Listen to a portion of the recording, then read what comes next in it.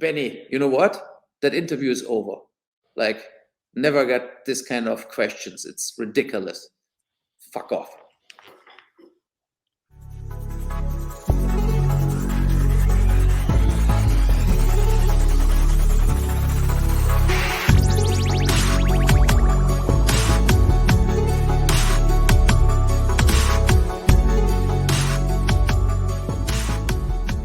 Himself. There you are.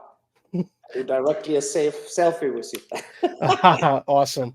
Thank you again, Mr. Uwe Boll. Thank you so much for taking your time this evening today. I know we are on the opposite sides of the earth, but it's very important that I acknowledge the fact that you took the time to talk with us on Press for Time. But how are you doing this evening?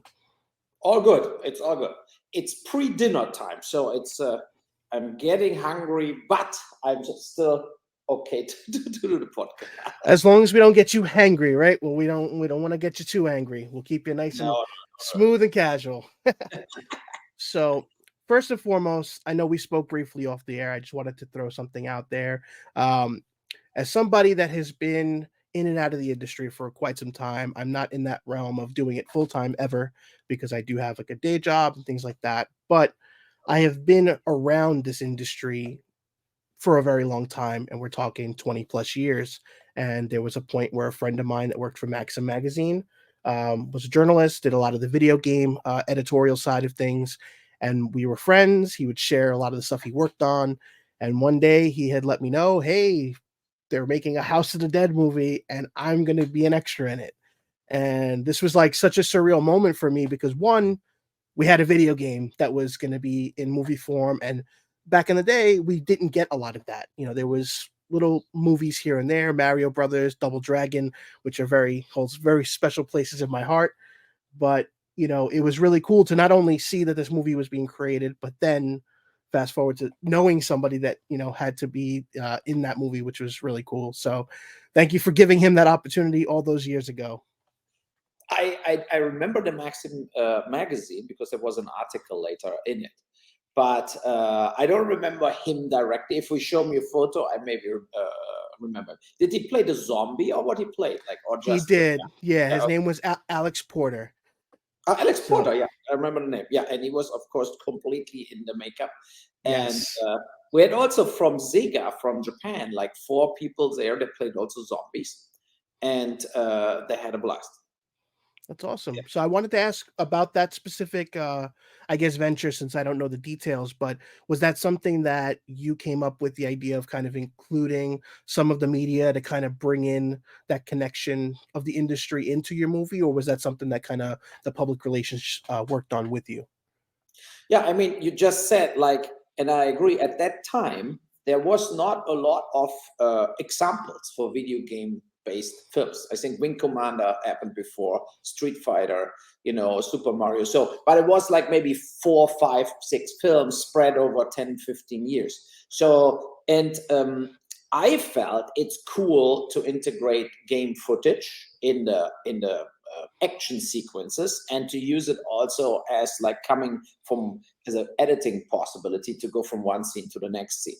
And I felt also, I'm a big zombie fan in general, like a George R. Romero films and so on. But I felt, okay, I do a video game-based zombie film, so I need to change things. For example, zombies are fast in the game. It's not like the typical zombies we were used on in horror films. And I feel at that time, I think it came even after us, that 28 days later zombie film. There was the second one where zombies were fast, where things changed. So, and then from this point on, all the zombies were fast in Resident Evil and whatever happened. So, and I think I brought in House of the Dead a lot of, let's say, technical gimmicks in the matrix rig. We had a turntable where the camera runs 360 miles an hour, like in super slow-mo. We used all the technical stuff what was existing to make it like a crazy action film. Like, I mean, the fight in front of the house is like a 15-20 minutes action sequence where we also filmed way longer as we planned to do.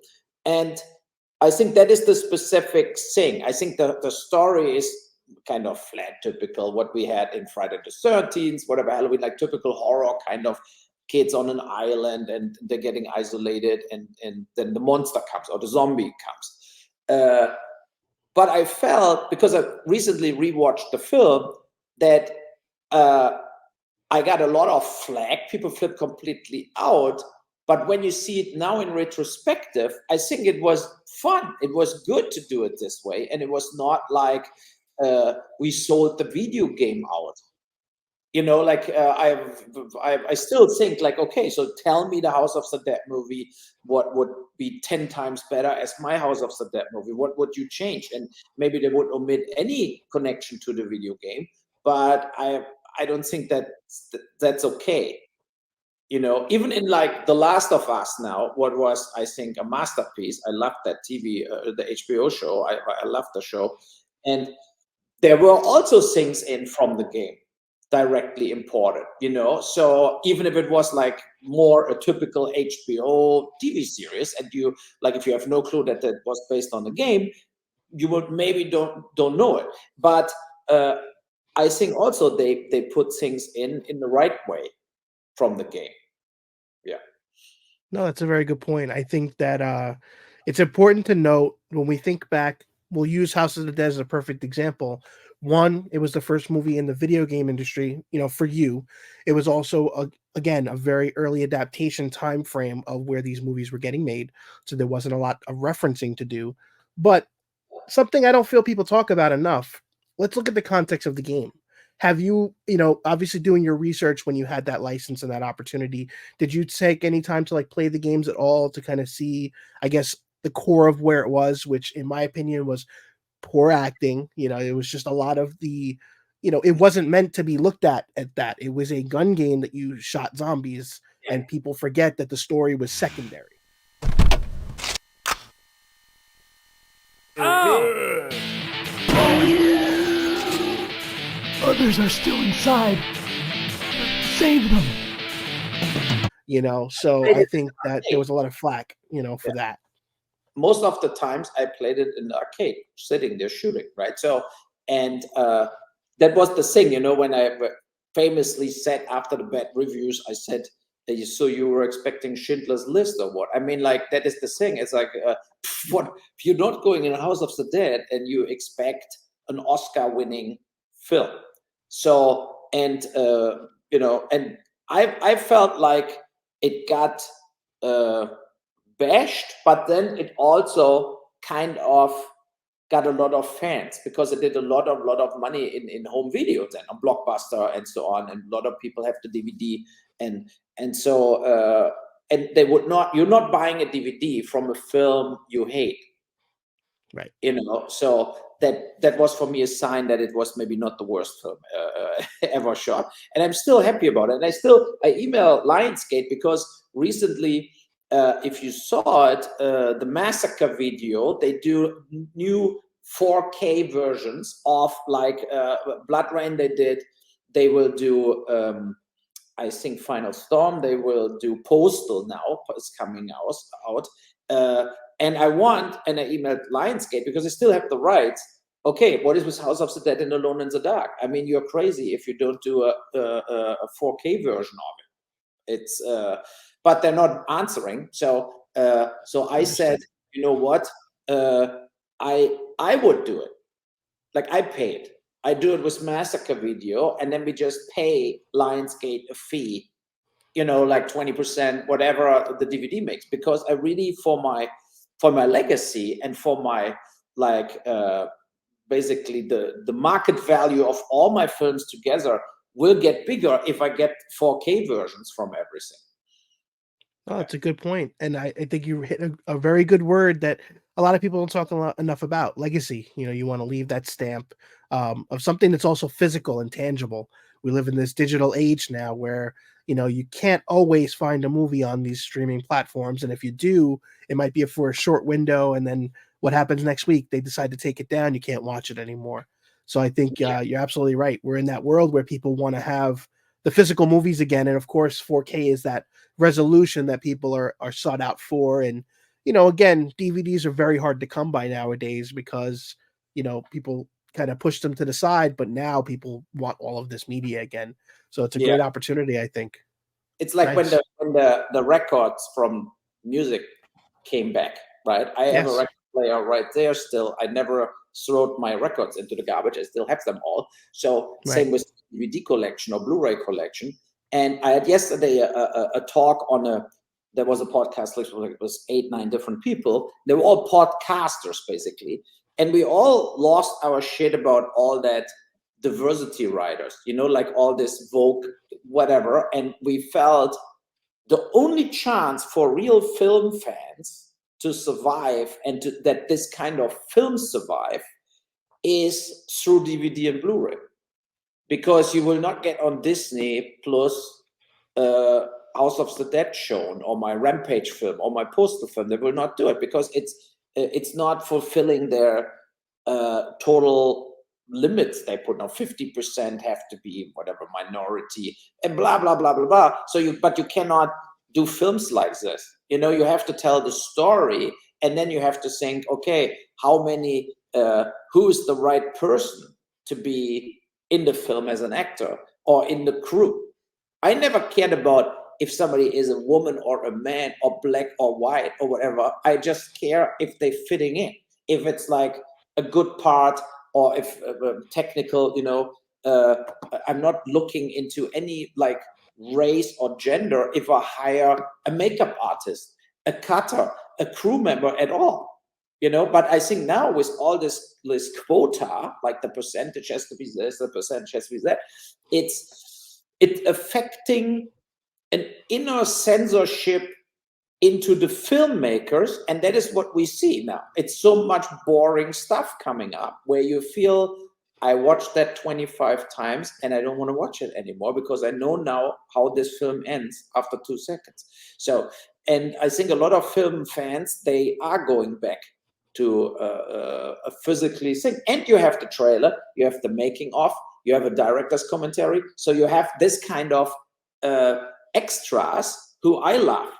I love DVDs where you see a making of, and for example, I have the Terminator from the first Terminator, from the second Terminator, the DVD still, and there's a huge documentary about making of the Terminator on it, what you would never see anywhere else, right? So, and all this gets lost. So kind of film history gets lost if we omit completely DVDs and Blu-rays.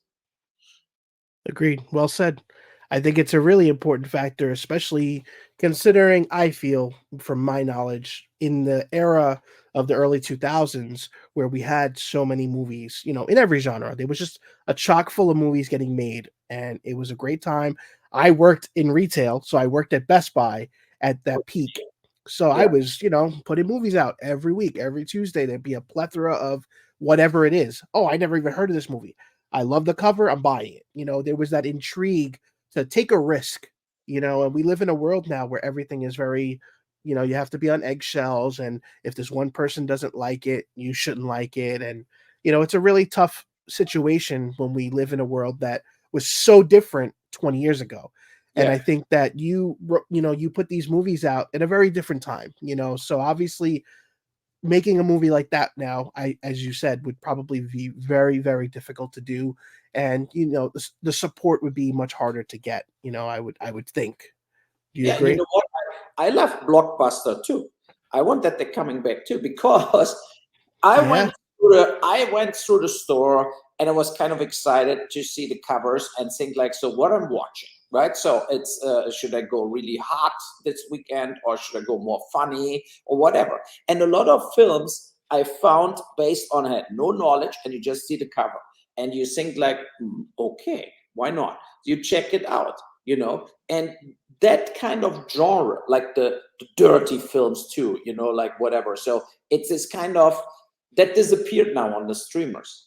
I hope that Netflix will keep this video image what they had when they started, when you order DVDs at Netflix. And I hope that this kind of, we should have 100 like real genre films per year for just the genre fans, right? It could be like fun like Sharknado, or it could be like something new like Sleepaway Camp, like but stuff where you feel that is for the people that love genre films.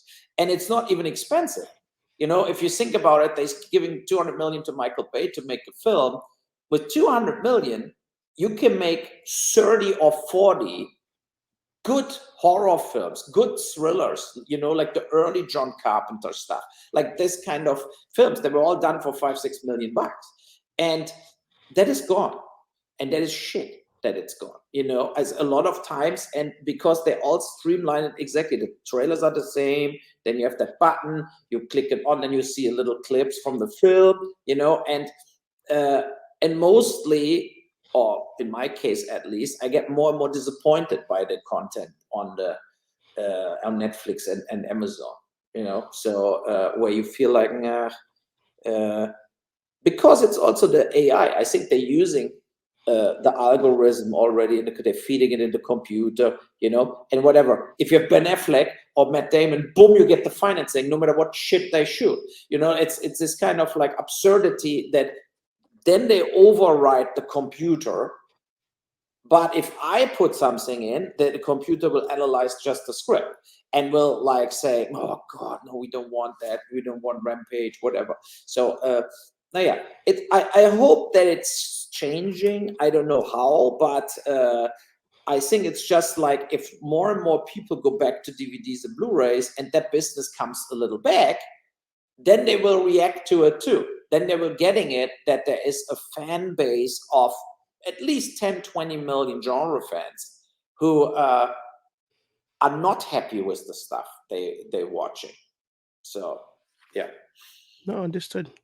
So let me ask you, in all the years you've been doing this, because let's throw out a really important factor here. You've been making movies since 1991. So you've been making them for over 30 years, which a lot of people I don't think realize. You know, they think House of the Dead is where it started, and you've been in the film industry much longer than that. So you obviously have tackled a variety of different genres over the years. Out of all these different styles that you've done, whether it be licensed movies or not, what is something that is close to your heart that you'd prefer? Like you did mention you love horror and you like those older zombie movies. Like, is there a specific genre that, you know, somebody can provide the perfect script to work with you and you'd say, that's what I want to do? Yeah, I like nowadays, whatever. We're coming to First Shift, for example, the police film I did in New York. I like thrillers, like cop thrillers, and like this kind of, I like the new True Detectives with Judy Foster. I like this because it's a mix between like horror, thriller, police film. And that is what I mostly watch, you know. So the times how I grew up, when I was 15, 16, there was like the first wave of Friday the 13th, Halloween, Man-Eater, you know, all that films, Faces of Death. Like there was like a lot of this first horror films, and like Carpenter was already big at that point, and we just waited, you know, Escape from New York, Assault. So this films were really for me very interesting at that point. Eraser had David Lynch. I'm not the biggest David Lynch fan, but it was definitely like Cronenberg too, with Scanners and this kind of stuff. A lot of big directors started in horror, and that was the time how I grew up. Now, when I'm a little older, I'm of course more interested a little more into this kind of thriller action with some horror elements. Yeah. So speaking of First Shift, that is a movie that is going to be coming out this year. It's a movie from you. I'd like to, if it's okay with you, we can give everybody a nice look at that trailer, and then we can move on if that works for you. Perfect. Cool. Everybody, take a look at the new trailer for First Shift coming out this year. All right now, so another day in paradise awaits us. Before you hit the streets, I'd like to introduce our newest team members. Rusa, meet your new partner. It's my first day on the job, and I cannot wait. She's taking a selfie. She needs someone like you, and you need someone like her. Is this a precinct or a dating app? Nice catch. Hey, this is really weird. I mean, I thought this is when we were supposed to be getting to know each other. Bonding, like getting tight. Oh my God. What about you? I don't like people. You piece of shit! What's the matter with you? easy. Okay? Your arm is not a piece of pizza. I'm like I'm from New York. Don't do that. What did you expect us to do? How about chop off a thumb? A wise guy, huh?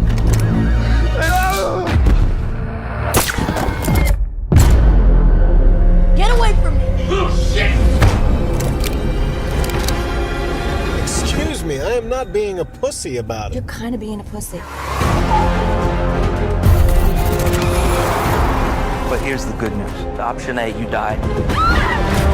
Cheers. This is a big night. The city is my future. Your future smells like piss.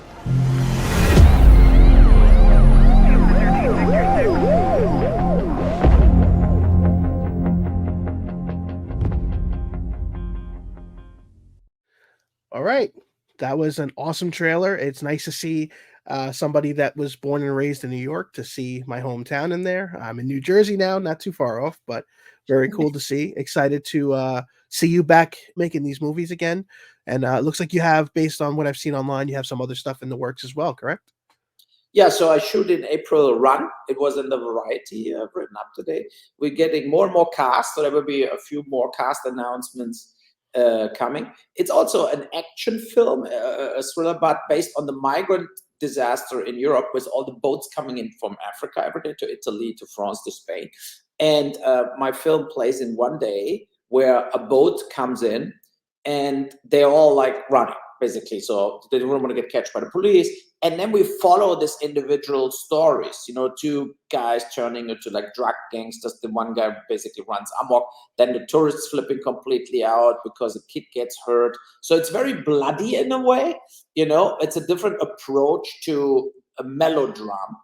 When you have just a melodrama where, you know, you have a poor migrant and the migrant gets treated, goes to school or whatever. I was not interested in telling this story because that is done over and over.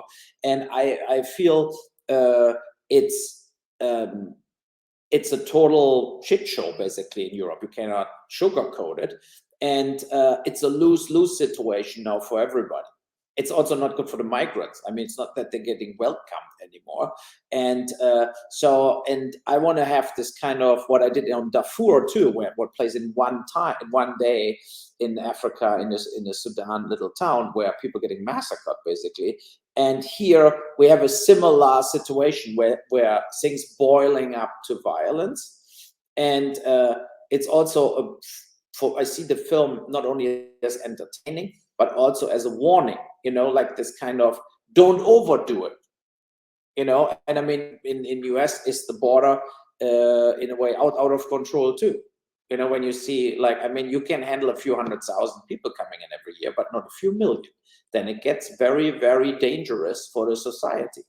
And that is the thing where I feel that in Europe, similar to the US, like the left is not handling it properly. They just ignore it, you know, and the right is too radical to it. You know, it's nothing against the people coming in. That is what I will do in the film too. It's like there are people that want a better life. They are not like, besides two guys, but the other guys are basically, they just want to work and want to come in. But it doesn't work this way. And I think it's important to not dehumanize people. And that is what Trump is doing a lot, right? He says like there are insects, there are like, you know, like stuff like this. I think that is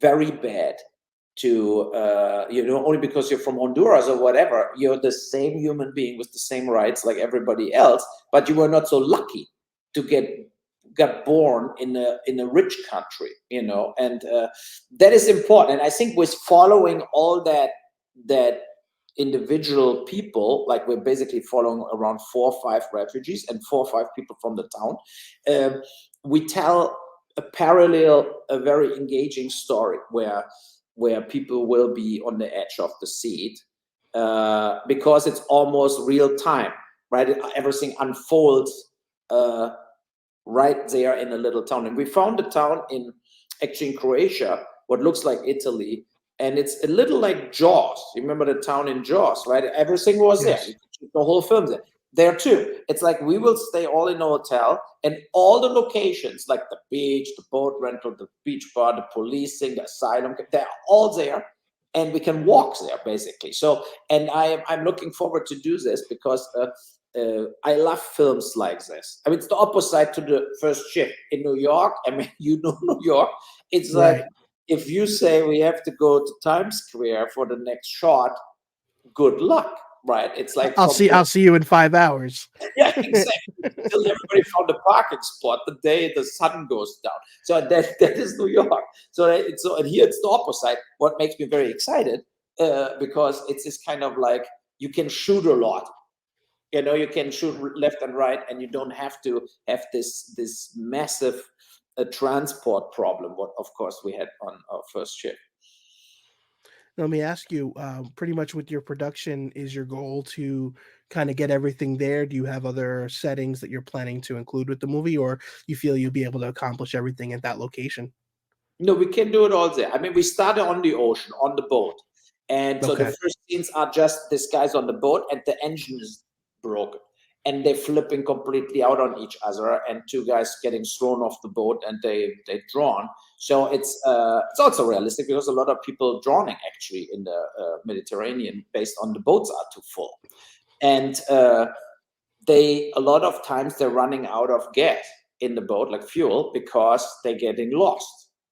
You know, they're not like the top captains on board. It's just like hobby boat drivers, and they drive the boat and hope for the best. So that is like the beginning, you know, that you don't even know if they ever reach the beach. And when they finally do, normally they try to hit the beach at nighttime because then they can get like disappear basically.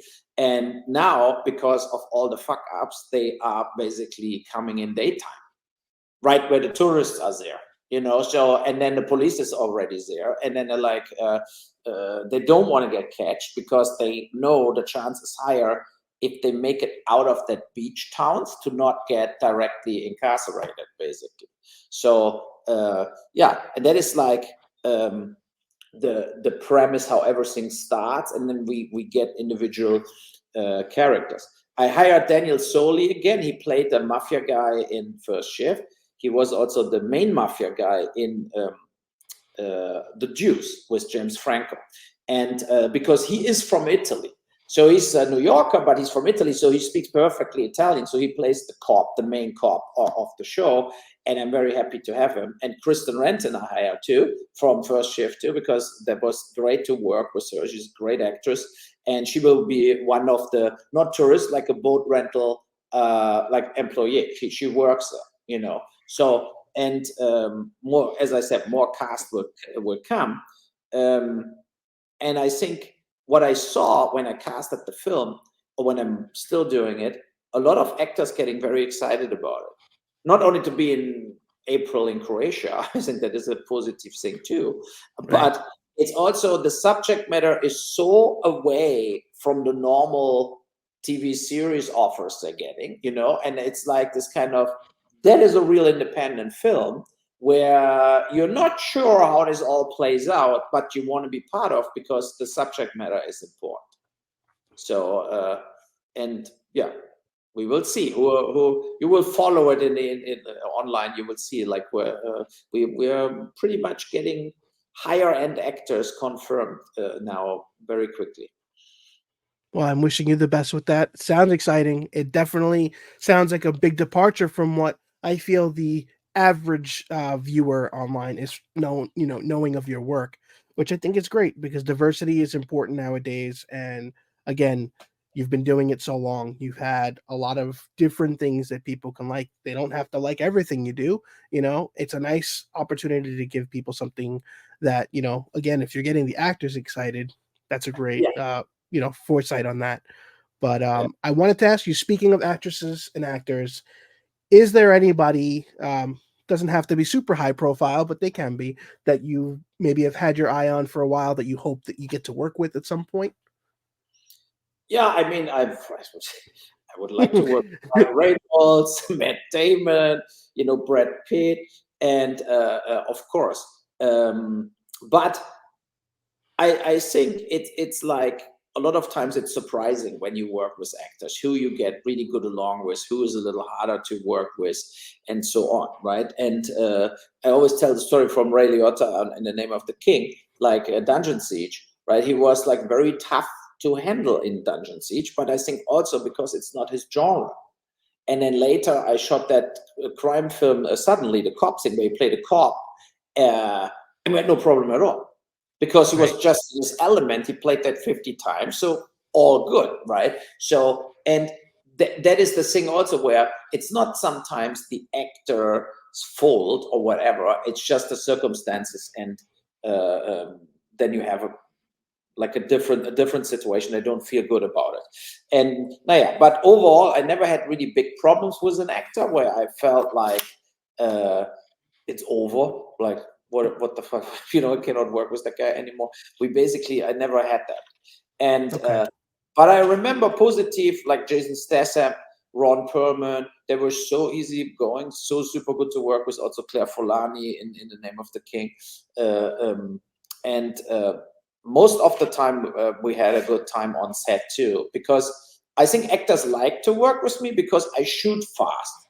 I'm not like sitting there for hours and think about the next shot. It's just like, we have two cameras rolling, let's do it, and let's shoot. Now where we shoot everything on video, basically, it's also not so expensive as it was with 35mm. You can shoot more takes, who cares, right? It's just a little hot, like whatever, a few more gigabyte or terabyte you need on hard drives in the end, but that is no comparison to 35mm print costs and film material costs. Yeah. Right. And hoping those reels don't get damaged and everything. There was a lot of that physical aspect that we had to worry about at that time. Yeah. No, that makes sense. Yeah. And you never know before the next day that the stuff was clean and good, because then it was developed. Now you see it right away how it will look like, and you can see, okay, move on, it's done. I mean, in regards of games, I want to do Postal 2 all that years. I want to really do Postal 2. But as you can imagine, Postal is the worst film for the culture right now, because it's an offender to everybody, and you will not get somebody signing on it. Even if I think it's like South Park, but with actors. And South Park is still a big hit, right? But they're getting away with it because it's like animation, So I think it's tough because I will say, I was somebody that watched Postal day one. A very close friend of mine, Andrew, and I, we used to watch it all the time. And again, it is a different movie, different time. The world was a little more tolerable, a lot more. And, you were able to have fun with things, and, not everything was offensive, but, that's a discussion for another day. But think about the fact that in the world of games, Postal had a sequel not too long ago. Last year, Postal 3 did come out, and you didn't hear too much about it, mostly because of, like you said, the content and it being offensive. And, I mean, it's a game, you're walking around, you could piss on anybody, you can do pretty much whatever you want. That's the core of the game. It's, it's hard to, I think anything that kind of pushes the boundaries in film and games is going to get that critique that kind of gets the center of attention versus anything else, unfortunately. But I mean, it was that, like I said, it's a product of its time, and I agree with you. It would be very, very difficult to do it and pay the respect that you'd want to pay to the franchise, because it's its own thing. But to have people be willing to watch it and not just get upset about it. But let me ask you.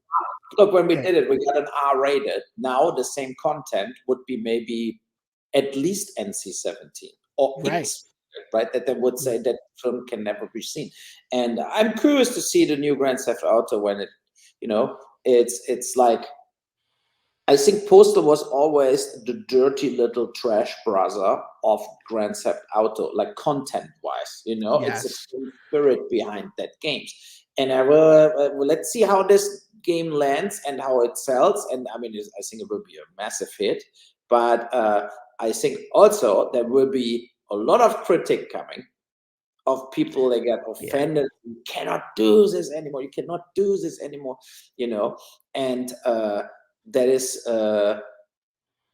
it's insane. I twittered today because the IATSE union, they put out like they form a group of no harassment in the IATSE union, whatever, right? So, and then I twittered like, you guys should better look out that you not only think about the old times where the crew also was interested in creative work, in like doing something. I remember on Postal, the whole crew watched the dailies every day, like the electricians, everybody. They were laughing their asses off. They were really interested in the subject matter we were shooting. And today you have the feeling a lot of the people, it's just a money grab. It's just like they don't care what you shoot. You can shoot like Barbie or you shoot Blue Bloods or whatever. They don't care at all. And it's just like, oh, meal penalty, we're getting more money. Oh, a little overtime, we're getting more money. So, and that is also a very sad development. What I recognized in film crews, that the super movie in buffs are not anymore working in film. They're just, get more money as a insurance sales guy. So now I'm working on the film set as the DIT or whatever. And it's, for me as a director, not a good feeling, So, I mean, we don't want to get whiny here, whatever, but it was a time where 20 years ago, as I said, different time, where nobody looked on the watch. Nobody flipped out if you say, look, we have to keep shooting this and we do lunch half an hour later. And it wasn't like, oh, now we're filling out a half an hour later. I get $20 extra or something. There was a time where people gave a shit about it. So, and that is different now. It's really like so all by the book, so all regulated. And it's not so good. But the good thing is, if you shoot in Europe, there are not so many regulations and the people are still more excited, I think, to actually shoot films. That's what I recognized when I shot various films here in Europe over the time, that you have a little more this kind of like, we all do it together, and after we're done, we all drink a beer together every evening, and not like, oh, where's my driver? I want to go to the hotel. Yeah, so it's almost like the lack of passion, for the craft versus a paycheck, if you will. So people are treating it like it's a job versus a career that, again, I can't relate, on the side of the films, but I'm a musician. I put all my heart and soul into my music, and I'm not making $1 million on it, but I'm doing it because I love it. And sometimes I'll go a long time, forget to drink, forget to eat when you're in that moment. So I can imagine that's the same feeling that you have and when your crew has when they're in that moment. And it's sad to see that that's not, what it used to be, I guess. But do you think that there's any hope for that? I don't know, to be honest. But it's also like, how many people look at me like I'm a total idiot because I put my own money in films, right? So I lost money with Darfur, but it's a great film, right? So, and that is the thing. And it's like, I always say, look, I always wanted to make movies since I'm 10. And I don't care. Like they think, okay, you made some money with movies, so now why you don't drive a Porsche, you play golf every day, and you go to the fancy restaurant and whatever, and you are dressed like a gigolo, whatever, right? So like they have the idea that you do all of this to make money, to then have a lifestyle. And that was never the case in my case. I love making films. So if I got some money for some films, they made money, I'm very happy to spend it, like to say, look, let's make this run film. I finance that film. It's because I feel like it's an important subject matter. It would be a great film. And I don't know if I make money. I don't know if I make my money back. Of course, I'm not like gambling my house away, but it's, for me, crystal clear. Like if you're an artist, if you're passionate about something, like you with the music too, it's first and foremost, it's not about the money. It's just because it's fun to do, it's interesting to do, to work with a lot of different people to get a result, to get something done, and or something, even when you write a book or whatever, that you're happy that you like what you did, like, so, and that is what I see. It's the reason I never lived in Hollywood, right? Because it's all about the money. It's like you have the feeling like there is nobody in the film industry because they love films and they would do it also for like 10 cents on the dollar. No, it's all about the money. And it's very disappointing. And it was for me when at the longest time I was in Hollywood was before I did my first film, Sanctimony, 2000. And I stayed 4 weeks there. And then I think in all the last 24 years, I went back maybe 10 times for a week, not more. I cannot stand it. You know, it's not like about making something. They all say that in the interviews, you know, they all say it, but they don't mean it. They mean like, if I'm not getting paid, I'm not doing it. I had a lot of actors like this too. Like you explain something and then like, nah, my quote is $1 million. Yeah, of course, if you play a part in Avengers, you know, but we're making here an independent film and nobody gets $1 million. I mean, it's completely absurd. And think about also a lot of actors when they say, oh, okay, I do it cheaper, 80 grand for a week. And you think like, you know how many people on earth making $80,000 a week? You have to be like a CEO of a company with 50,000 workers to make this kind of money. So it's like, it's also like, you know, it's like balloony world where they're living and they have no real connection to money. They think like it's totally normal to make a few $100,000 a month. It's totally, in reality, it's totally ridiculous. They should be able to make $10,000 a week as an actor, and you're booked constantly. You have a super life. Agreed. Yeah. And we live in a world of inflation. I mean, this is the craziest time to buy anything. Like you literally buy milk and you go broke. So I mean, you know, there's two sides of that. You know, you look at again, I could only see it from my side, and obviously you see the movies like MCU. I'll just use as reference. I know you're such a fan of the Marvel movies, but you know, we have people that make a lot of money, right? And sometimes it's not enough, you know. And then you think about people that would just love the opportunity to walk on a set, you know, and then we're talking about AI taking over roles like that. And, you know, there's so much money that's apparently pooled in this stuff, but it's not divviated enough around people that are involved, you know, the production teams, the script writers, you know, I don't know all the different roles, but I'm sure you know that money, like you said it before, a $20 million budget, how many people can you hire and make you know, a very special project or more than one project versus one big ambitious project? And I feel like these AAA movies most of the time nowadays are very generic and cookie cutter. And, you know, again, AI, I say it again because as an artist, it's a scary time to see it. I don't know if you saw the footage yesterday with Sora from Midjourney, where basically they put in a script that literally showed like a 30-second video and people walking and an entire environment. You know, obviously we know the ins and outs of where it's coming from, but the average user sees that and they're just mind blown and don't realize that these companies are going to jump right in that. And some of them have used it already. You know, Marvel was kind of pointed at for a Secret Invasion. The introduction looks right out of AI, where the characters have like 7 fingers. Like, you're not quality assurance for that. But you know, I think that you have the right idea of kind of bringing it back to the core of the heart and the soul and the passion of it. And I think that, you know, I don't think you get enough appreciation for that because, again, people spend a lot of time hating, you know, and being negative and bashing. Again, you know, we know that opinions are subjective. Everybody's going to have their thoughts. You know, not everybody's going to like everything, but there's always a story that goes behind it. And I think that you've brought in some great insight on, you know, the other side of that. So I appreciate you sharing that. Yeah, no, thank you. And I think it's important to not hide information. And what you said in the beginning, that people think a lot now, oh, I cannot say this, I cannot say this. That never occurred to me. You know, in a way, I was the first guy canceled. You know, like 20 years ago, and they're all hammered on me and whatever.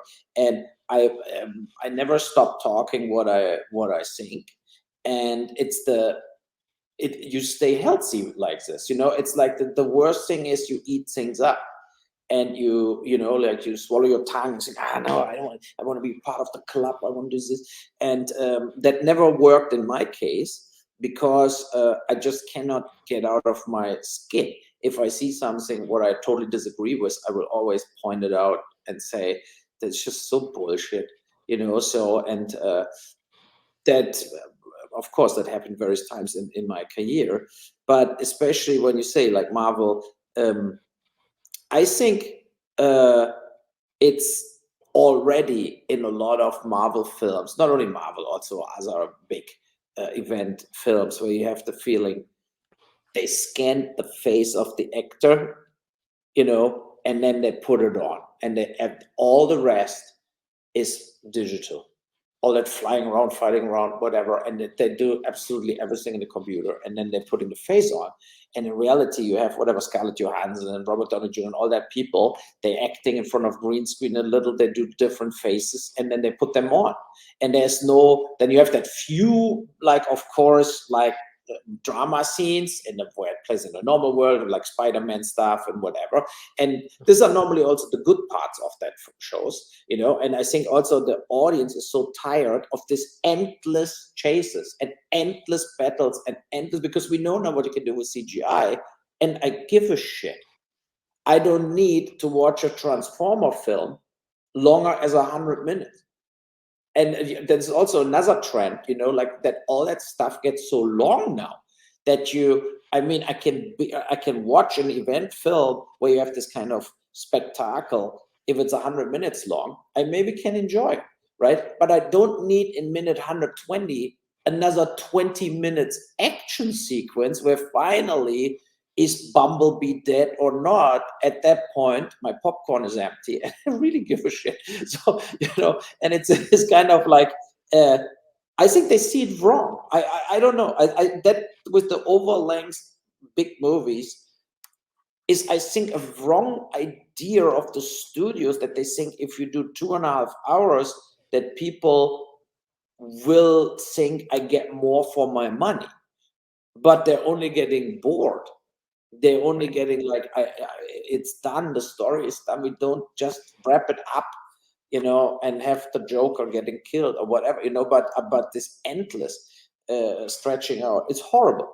Look, The Killers of the Flower Moon, the only reason I like Martin Scorsese, and I'm sure it's a great film, but when I read 210 minutes, I'm just not going into the movie theater. It's like, you know, I will watch it here digital soon. It's on Apple now, and in between, I maybe go for dinner or whatever, you know, and then I watch it in shifts. Yes, in shifts, because it's just too long.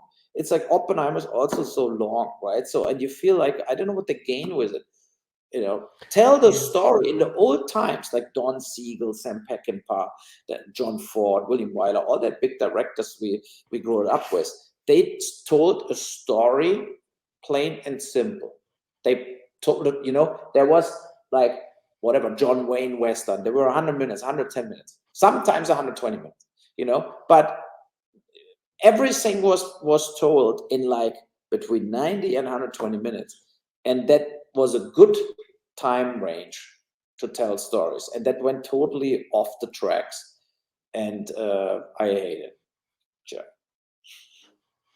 No, I get that. I do feel that the biggest challenge with all of that is when you have the context of what's getting released. You know, obviously there's a lot of, let's put it out because we think people want it, but then sometimes you can get too much of a good thing, and you get, like you said, you can get bored, you get desensitized by it. And of course, for me, you know, we're pressed for time. I can't sit and watch a 3-hour movie as much as I may have the intrigue, like for Oppenheimer and things like that. So you got to think about the average user. How many of them are working and doing things, and like me, doing this in my free time out of passion? I have to pick and choose. Do I want to sit and watch a 3-hour movie, or can I be productive and do something, or make a couple extra dollars to pay, you know, my electric bill? So there's a lot of aspects, I think, that are not connecting to real life, because I feel like that disconnect is there. They don't know and they don't care, you know, as a whole, you know, in the spectrum of these types of films being made. And, you know, I'm a Transformers fan, I'm a Marvel fan, all that stuff. But again, even with the newer stuff, I'm sitting here like, all right, like you, all right, when's it over? I have things to do. I'm not sold on sitting here for 2.5 hours in most cases, and then they come out with the short movies and then they're not gravitating me either. So it's kind of a mixed bag. But think about it, the movie theater can play the movie less if it's so long, right? A 30 minutes extra cost in this kind of movies $50 million. I mean, it's insane to do this basically. And the last Transformer film was good. I watched it with my son in the movie theaters, and it was good. The Ninja Turtle films was also good. So there are, of course, there's not crap. No, not one of that films is total crap.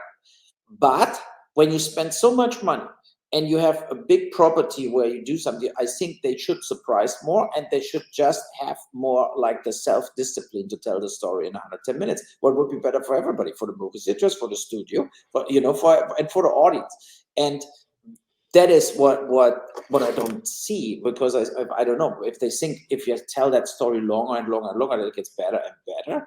That never happened normally. That never works, right? So I think to focus on the story and to tell the story. Most of my films are between 90 and 110 minutes, because it's, for me, that's what I like to see. And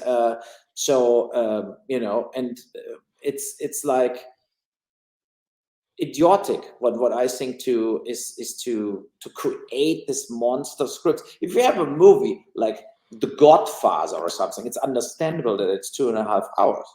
When like a decade gets told of a whole film, whatever. But if you just tell another Spider-Man film, why is it not 110 minutes, as the Spider-Man films were when they started to make them?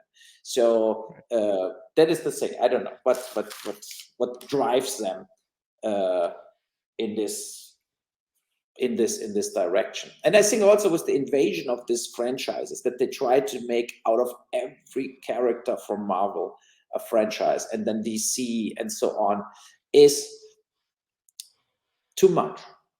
It's Oversaturated. Oversaturated. The market is oversaturated, and they saw it. Who was the biggest hits, right? The biggest hits last year was Oppenheimer and Barbie. 2 films where I think nobody was betting on before. They saw it, let's say, half a year before the release. 3 hours Oppenheimer movie from Christopher Nolan. Okay, Tenet, like you have Christopher Nolan, very well known. But if you would told Warner, whatever, it will make $300 million, they would be excited. They would be like, oh my God, that would be the best thing ever. And then it made 600 million or 700 million. Barbie made 1.3 billion. That is, but it's also a sign that all the other huge flops last year, Indiana Jones and whatever, they are done. I don't need Harrison Ford AI aging like younger. It's done. Indiana Jones is history. And I loved the first 2, 3 Indiana Jones, and then I started like, okay, forget it, it's over. It's ridiculous. So, and we don't need any more different Supermans. And how many Batmans we watched? I mean, how many people should play Batman? It's like, yeah, there were some masterpieces with Heath Ledger, the Batman. When he played the Joker, and the Joker with Joaquin Phoenix was a masterpiece, absolutely. But you don't need 25 of that movies a year, right? Do 5, and everybody will enjoy them. So agreed. And it sounds like Marvel's doing that this year, for the record. It looks like we're getting 1 movie this year. So I think that's a step in the right direction. Yeah. And I think they learned a little that the money is not coming back if they continue what they do. Yeah. Agreed. Well said. So I have one or 2 more questions for you, if that's okay, if you have time. So the most important one I wanted to ask is, obviously, the more we talk, I've learned that you're not necessarily a video gamer. Obviously you've had the opportunity to work on the games, licenses. Is there a license that you've ever had interest in that you maybe didn't approach or get approached to, that if it was offered to you, you would try to tackle, like in the video game world, whether it be older franchise, it could even be something newer?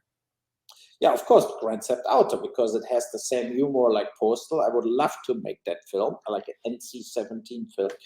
And I know that they don't want to make because look at it's almost like a movie. The game is like a movie, so why they should make a movie? They will not bring their franchise in danger. I don't think they want to make a film. They saw a lot of bad films like World of Warcraft, Prince of Persia. Like I mean, and I don't think they want to repeat that. I think they think let's keep our thing going, and it's clever that they do this, And I mean, I had Baldur's Gate almost as the game rights, and then I couldn't close the deal. I almost had Hitman, but then they gave it to somebody else. So So right now, besides this, I don't have like the wish game I want to do. I like the Silent Hill film. I like the first one. I think they catch really the feeling of the game, and But I would totally do another House of the Dead just for fun, just for fun to bring it back, But I would ask you. You got to bring in the purposely bad dialogue. You have to literally take a scene from the game. Make sure whoever does it has to do that line exactly as it was. Because then you get that one person to say, see, this is exactly what the game was. Now we're capturing it. True. Yeah. Awesome. But then the last thing I wanted to ask was, with all of these video game adaptations that you did not do prior to you and current, is there any that you've liked that you said, hey, whether you're a fan of the project or not, you might have saw it and said, pretty good, that's a good take on it or anything like that? You mean the game movies from other people? Yeah. So like, we talked about Mario Brothers, Double Dragon, which is a very big black sheep in the world, but I have a very special place in my heart for it. But then there's, the Super Mario movie that came out last year, things like that. I mean, the new Mario Brothers was good. I mean, highly entertaining. And as I said, the Silent Hill, the first one, I like. Hitman, the first one, I liked.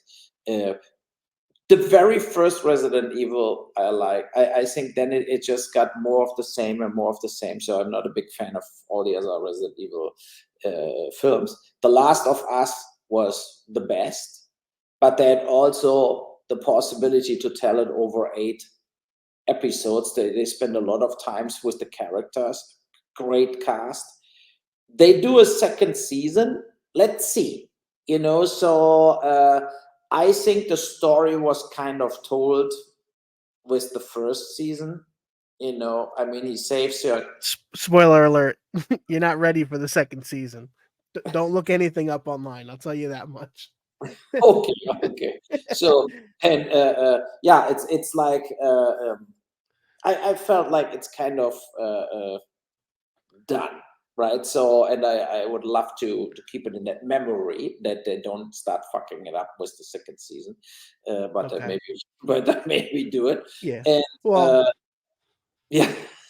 No, I was gonna say, for the record, there is a second game, and the second game story component is rumored to be kind of the focus of the second season. So yeah, they wrapped up the story for the first game. So the idea is there's another core element of the story. And like I said, it's, if you'd like to go in the way you watch that first one, I wouldn't look up anything online, because it's a story of its own, and I think it's deep, and it's going to be controversial, for the record. So you might like that. I mean, I like dark and violent stuff. I mean, and yes. So from this point of view, I will maybe enjoy it. And I mean, that was it. I still hope we can do Postal 2 or whatever but you cannot do Postal 2 harmless PG-13, then it's a failure, and then you shouldn't do it at all. So then it has to be like the full on, And I emailed Netflix one time and I said, look, play Postal for free, put it up, and wait what will happen. Right? Because they will get reactions to Postal. Of course, it doesn't happen. Rampage 1 on Netflix was very successful. Like 3.8 million hours of watching. And that was just because when people click it on, you see the little trailer, you think, yeah, let me see that film, right? So, and then the people like it and they watch the whole film because it is good. And I think with Postal, the same would happen. And I know that Postal turned into a cult film over the years. I see that on conventions, whatever, people love Postal and say, I love that film because it is what it is. And they all would watch a Postal too, right? And I mean, my gamble would be they can show it for free, but of course, if it works, they should give me the money to do Postal too. You know, so, and Right. because then they would know that it works for the audience. And Netflix would be the only studio what would do this, because Right. you know, they do things other streamers would at Amazon. They would never do Postal or Apple or whatever. It's completely senseless. They would watch 5 minutes and would say, oh my god, you know. Right. Well, think about the content. Like you brought up a really good point earlier on when we talked about the timing of things being sensitive and stuff like that. But Netflix is a perfect example because I watch a lot of the animated vulgar stuff, and they had Paradise PD, they had Brickleberry, things like that. These are shows that are really over the top crude. But again, they're animated, so I don't know if the flexibility says, oh, either you watch it or you don't, But again, they're pushing the rope the way South Park was, but in a much, much deeper way. So, and then I think back in probably around the time when you were doing the earlier movies in the 2000s, there was Drawn Together. I don't know if you ever saw that one. It was an animated show. It was Cartoon Network, and it was like makeshift, like washed up either superheroes, video game characters lived in a house. And it was very crude and vulgar, and every offensive thing you can do, religion, it didn't matter. They hit it all. And, seeing that now, it's weird. Like you said, it's a different time. But again, Netflix is definitely seeming to be a little more flexible nowadays. So good luck if they give you that opportunity to get that out there. Because again, the movie exists. We can't acknowledge. You can't just like disregard that something happened. You know what I mean? It's just like history. It's a matter of you either ingest it or you don't. People have a choice. And I think that that's a great thing, again, with you having such a large library of movies, is you can either watch them or you don't. You don't have to, and I'm grateful to the ones that I have watched. I do appreciate. And, again, I thank you because you're putting out what you want to put out. And that's the core of, in my opinion, being a director or a creator of any kind. You put out what you want to put out, and the hope is that someone else likes it. And if they don't, that's how I feel about my music. If I get one person to listen, I already did more than I expected. So yeah. So now I have my dinner and we wrap it up. Yes. Everybody should watch Perfect. Quiver Films is the distributor. Quiver Films is a distributor of First Shift. I hope they release it. They will release it in some movie theaters. I hope at least in New York and LA, and then we go from there. Yeah, totally. And definitely look at that physical media aspect. You said it yourself. It's definitely the way that people are going to gravitate. And I know you have your fans, and I think your fans will adopt whatever you put out on physical media. And the fact that I've seen people talking about Bloodrayne coming to 4K, it's great to have that opportunity because you can't get most of this stuff on other platforms. So I wish you the best with that. But again, thank you so much for your time today. I really appreciate it. It was an honor speaking with you. And you have anything that you'd like to tell our viewers before we leave? No, just look out for Shift. Track Run, like the film I do in Croatia. And if you never buy a Boll film again, you can fuck off. No, it was a joke. Yeah, of course. Yeah. Awesome. Well, thank you again for your time. I hope you enjoy your dinner, and I hope you enjoy your time with your family. Everybody, thanks for watching. We hope you take care, have fun, and stay safe.